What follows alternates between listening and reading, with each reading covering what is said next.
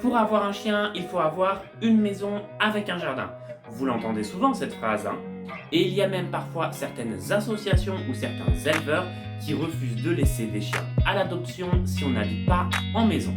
Alors, est-ce qu'un chien en appartement c'est compliqué? Oui ou non?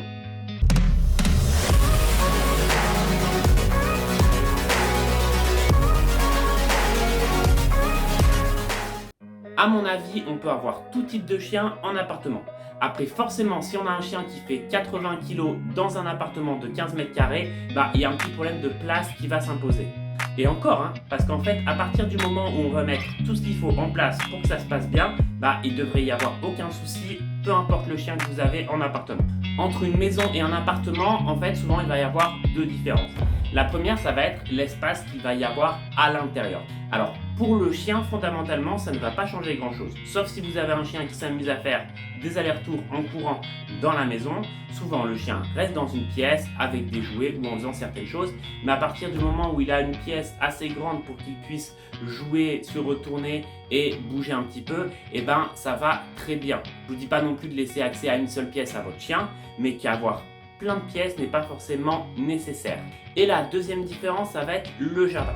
Alors, le jardin, finalement, c'est vrai que ça a un côté très pratique parce que ça évite d'aller faire des promenades à 6h du matin ou à minuit avant d'aller se coucher. On a juste à mettre le chien, hop, dans le jardin pour qu'il fasse pipi caca. On le rentre, c'est assez pratique. Par contre, pour le reste, ça ne va pas changer grand-chose. Souvent, les chiens dans le jardin tout seuls ne font pas grand-chose et il y a toujours besoin d'aller promener son chien. Sauf si vous avez un jardin immense dans lequel vous pouvez jouer avec votre chien, où il puisse courir, vous avez plusieurs chiens qui puissent se dépenser entre eux, il sera nécessaire sinon de faire des balades tous les jours à son chien, que vous ayez un jardin ou non. Et paradoxalement, on rencontre même plutôt le problème inverse. On va avoir des chiens qui vivent en maison avec un jardin qui du coup ne sont pas promenés assez sous prétexte qu'il y a un jardin et du coup ont un manque à ce niveau-là. Alors qu'une personne, un appartement, on est sûr qu'au moins le chien va être promené plusieurs fois par jour et ça c'est bénéfique pour lui.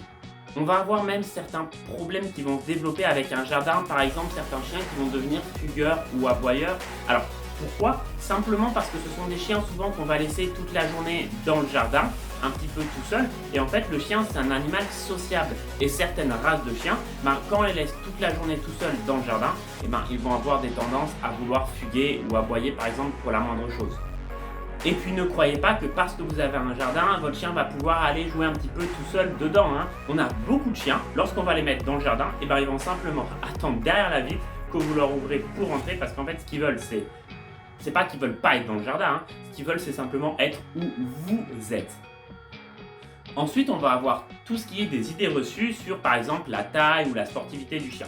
Alors ne croyez pas, hein, un chien qui est sportif, que vous ayez un jardin ou non, ça va pas changer grand chose. Parce que simplement votre chien, lui qui est sportif, il va avoir besoin d'une dépense importante. Et le jardin, il va pas y faire grand chose dedans, hein. Il va falloir aller le faire courir, aller le faire jouer, aller lui faire rencontrer d'autres chiens.